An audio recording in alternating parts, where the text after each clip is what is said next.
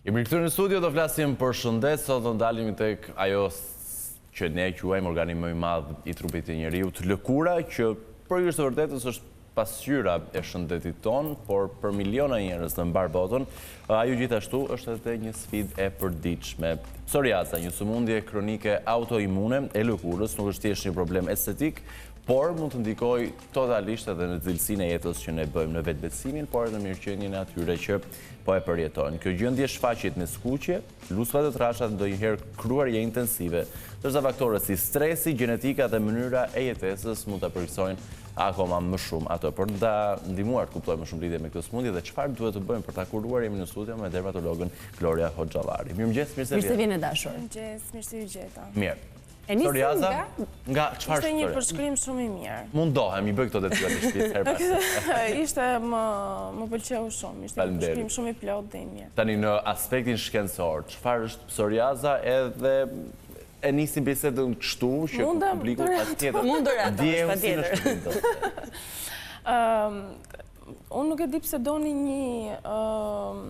një term shkencor në fakt, sepse mendoj që më shumë ju duhet që të dini thjeshtësisht se çfarë është problematikën. Po, ajo.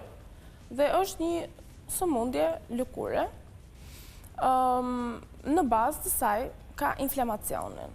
Inflamacioni është një reakcion në lëkurë, një luftë qelizash. Dhe në kryesoret të këtyre qelizave janë qeliza të sistemit imunitar. Pra, dhe jo më kohë quhet sëmundje autoimune. Po, janë qeliza që përpiqen të mbrojnë trupin tonë.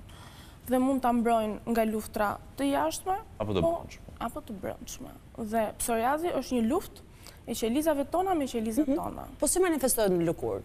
Në lëkurë, inflamacioni ka disa karakteristika, që është skuqje, ëndje, dhimbje, nxehje. Kjo në psoriaz nuk është se manifestohet në formë makroskopike, pra që ti ta kesh dorën të skuqur, të indur, të nxehtë, të dhimbshme, në formë mikroskopike. Por nga jashtë duken si disa pllaka të kufizuara, të skuqura me cipa të bardha. Dhe kjo shenja që ne na dallon qartë që kemi psoriazis. Po. Çfarë na shkakton psoriazin? Mund të ketë edhe sëmundje të tjera të ngjashme dhe prandaj duhet mjeku i cili mund të bëjë atë diagnozën diferenciale që e quajmë. Mos të bëjmë një vetë diagnozë. Mos të bëjmë një vetë diagnozë, sepse ka goxha sëmundje që ngjajnë me psoriaz. Shkaqet kryesore të psoriazës? Edhe a kanë ndikim faktori genetik? Pra kemi dikë me psoriaz që e ka përjetuar më herët në jetë, mund të jetë dikush nga paarësit tanë dhe manifestohet edhe tek ne. Gjenetika është një faktor shumë i rëndësishëm. Shumë persona që kanë psoriaz kanë edhe familjar me psoriaz. Është një komponent i rëndësishëm dhe pastaj është edhe sistemi imunitar që unë e thash, që është shumë i aktivizuar. Për shkak që edhe të panjohura për ne është tepër alert. Nuk duhet të jetë aq alert ndaj trupit ton, por është tepër alert. Ka ndonjë lidhje midis psoriazës dhe stresit? Njerëzit nga stresi mund të manifestojnë në lëkurë edhe psoriaz? Nuk është se stresi është shkaktar, por stresi e përkeqëson. Po ushqimi është stresante, po. Çdo gjendje stresante, çdo gjendje që nxit inflamacionin në trup, nxit dhe përkeqëson edhe psoriazën ekzistuese. Dhe ky mund të jetë duhani, alkooli, stresi, ndoshta ushqimi jo i shëndetshëm, obeziteti, të gjitha këto ndikojnë në përkeqësimin e psoriazës ekzistuese. Por nuk është se psoriaza do të dalë nga hiçi se ne ham një burger. Pra, no. Nuk është ky rasti. Jo.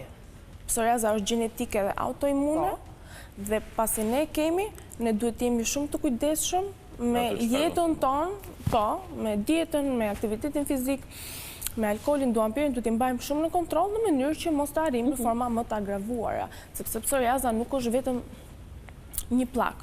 Psoriaza mund të jetë nga një pllak deri në të gjithë trupin. Pra ka shumë forma. Si trajtohet sot psoriaza? A ka metoda të reja të trajtimit?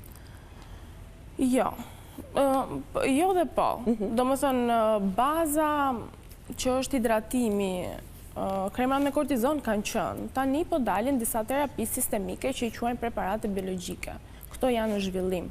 Kurse pjesa e hidratimit, që është kyç, pra në qoftë se ty të ndodh një proces patologjik në lëkurë, ti duhet ta riparosh barierën e lëkurës. Dhe riparimin e barierës së lëkurës e bën me një hidratues të thjeshtë. Okej. Mund ta kurojmë edhe me një hidratues të thjeshtë? Mund ta kurosh edhe me një hidratues të thjeshtë. Zakonisht do edhe pak më shumë ndim, do krem që është antiinflamator, siç është kortizoni. Po, sepse kortizoni e di me efektin, sidomos kur përdoret lokalisht që duke qenë se ti në bazë të psoriazës ke një proces inflamator, ti vë një krem që ul procesin inflamator. Duke qenë se ti në bazë të psoriazës ke një sistem imun të hiperaktivizuar, ti vë një krem që kontrollon sistemin imun, siç janë kalcineurin inhibitorët që janë gjithashtu kremra. Që quhen tacrolimus, pimecrolimus, që gjenden në treg, domethënë, dhe këto i vendos mjeku pastaj se ka kosto të kuriosh psoriazën? Është e kushtueshme? Varet. Në varësi të shkallës së përkeqësimit. Varet, po. Nëse ty të duhet të marrësh trajtime sistemike, mund të jetë të kushtueshme. Zakonisht ne pacientët i shtrojmë në spital dhe ata mund që të futen në një linjë trajtimi që jepet nga shteti. Në qoftë se ata janë për preparate biologjike, ata futen në një linjë trajtimi në shtet. Dhe përpiqemi që mos të ketë kosto, po. Dhe kemi të bëjmë me një... Nuk ka kosto ajo pjesë. Kështu që ato janë ilaçe shumë të shtrenjta, por që duhet i jepen nga shteti, sepse janë ekstremisht të shtrenjta. A shërohet plotësisht psoriaza apo duhet gjithë jetës ta menaxhojmë atë? Psoriaza nuk shërohet. Psoriaza mbahet nën kontroll. Dhe kjo ndodh si? Pra si mundohemi ne të kemi gjithkohës një menaxhim të mirë? Ndoshta me takime të shpeshta me dermatologun? Po, patjetër. Dhe me kujdesin të vetë lëkurës tonë, që është një hidratim shumë i mirë, edhe kremrat që ato krema që ne na i ka shpjeguar dermatologu që na bëjnë mirë, ne duhet t'i kemi gjithkohës aty. Pra në një hidratus, kremin me kortizon, me acid salicilik, apo pimecrolimus, apo çfarë Dovonex, calcipotriol, të gjitha këto janë kremra. Dhe në qoftë se unë të vizitoj për herë të parë dhe të them që ty të duan këto 3 kremra, ti duhet t'i kesh gjithmonë. Që do të thotë? Po të rishfaq, ti rikthesh. Kremat me kortizon ti nuk mund t'i përdorësh për një kohë të gjatë. Do t'i përdorësh 2 javë. Në një periudhë caktuar. Po, sepse mund të shkaktojnë, nëse përdoren për më shumë, mund të shkaktojnë një hollim të lëkurës. Mund të shkaktojnë e ngjaku të reja në lëkurë. Dhe këto janë efekte që ne nuk i duam. Dhe prandaj ne kremin me kortizon e përdorim 2 javët e para kur procesi është akut dhe është pak më aktiv dhe pak më i rëndë. Pastaj i themi pacientit që ti do kalosh te një krem tjetër që ka më pak efekte anësore, që mund të jetë pimecrolimusi ose Dovonexi, që është calcipotrioli që nuk ka efekte anësore. Dhe i themi pacientit, "Okej, e kontrolluam për 1 muaj. Jemi mirë. Lëri kremrat, vazhdo me hidratuesin. Të rishfaqet pas 3 muajsh. Mund të rinisësh skemën. Pra, krem me kortizon. Dhe pastaj hidratues. Për 2 javë, pastaj hidratues gjithmonë. Hidratues gjithë jetën. Hidratuesi është gjithë jetën. Hidratuesi është pas dushit dhe në mëngjes çdo ditë. Për pacientët, sidomos që kanë sëmundje lëkure, hidratimi është gjithë jetën çdo ditë. Kurse kremrat i themi nëse ty të rishfaqet për 3 muaj, ti do rinisësh kremin me kortizon për një periudhë të shkurtër, sepse për periudhë të gjatë do kesh efekte anësore, pastaj do vazhdosh me kremat e tjerë derisa situata të kontrollohet. Do ta lësh prap, do vazhdosh përsëri me hidratim. Dhe kështu do jetë në çdo situatë riakutizimi. Gloria, a është psoriaza ngjitse, sëmundje ngjitse? Jo, nuk është sëmundje ngjitse. Sepse hyn pastaj diskutojmë për mitet edhe të vërteta, dhe ka shumë interpretime, e sidomos kur informacionet i marrim nga interneti. Jo, nuk ka lidhje me një sëmundje ngjitse. Në të gjithë këtë gjën që ne thamë, ne nuk përmendëm asnjë bakter, asnjë virus. Pra, nëse dikush ka rreth ju shoqërosh për psoriazin, duhet asnjë parazit. Rrjedhimisht nuk ka se si të jetë. nuk ka se si të jetë. Në momentin që ti nuk ke një mikroorganizëm shkaktar të tipit bakter, virus, myk, parazit, nuk ka se si të jetë ngjitsa, sepse sëmundja ngjitsa ngjitet duke kaluar ky patogjen nga një person tek personi tjetër. Pra, mund ta pranojmë në rrethin tonë shoqëror, një person që pa udhëruar. Psoriaza është për të tarë të keq për atë personin tjetër. Jo për të larguar nga shoqëria. Jo për të larguar nga shoqëria. Pse? Se qelizat e atij po luftojnë qelizat e vetë. Kështu që ti duhet t'i ofrosh një mbështetje ekstra. E fundit, Gloria, me cilën problematik lëkurës mund ta ngatrojmë nisur nga mënyra si manifestohet në lëkurë psoriaza? Po një gjendje shumë e ngjashme është ekzema. Ekzema dhe dermatit janë dy terma që përdoren shpesh si interchangeably ose njëri në vend të tjetrit. Çdo ekzem është dermatit, po jo çdo dermatit është ekzem.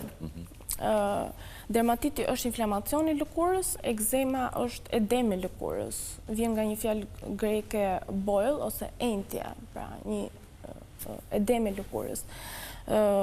Ekzema është shumë llojshme. Domethënë mund të ketë nuk e di sa lloje.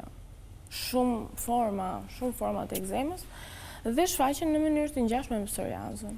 Normalisht që mund të dallohen edhe me anë të një biopsie. Pra, nëse unë dyshoj që ti ke ekzem apo psoriazë, unë të marr një biopsi dhe ne shohim në mikroskop se çfarë po ndodh në qelizat, që unë të dalloj nëse ti ke ekzem apo psoriazë.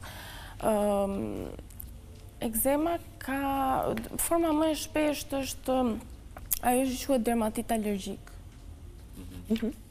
ose dermatit irritativ.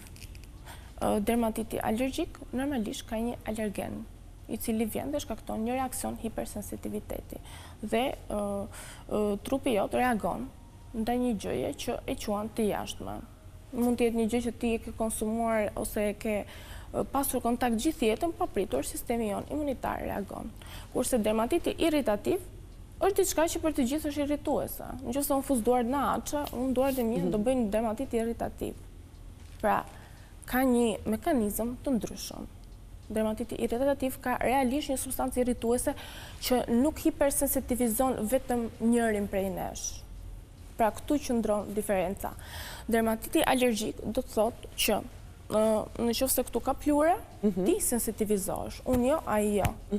Dermatiti irritativ do të thotë që nëse këtu ka një substancë kaustike ose një sodë kaustike, një gjë të dëmshme të tre, do të përjetojmë dermatit irritativ.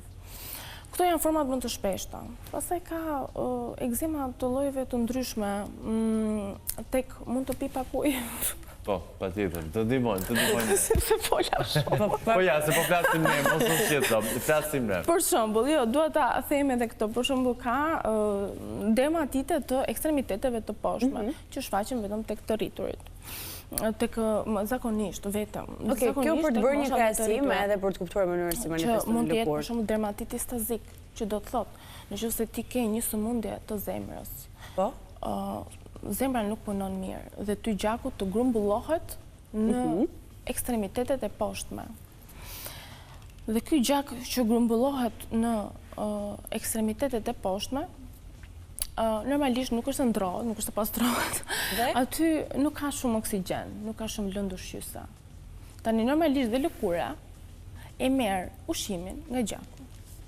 E qartë, mirë. Kur ky gjak nuk është i pastër, lëkura nuk ushqet dhe shfaqet një dermatit që quhet dermatit stazik te pacientët me insuficiencë kardiake. Për shembull.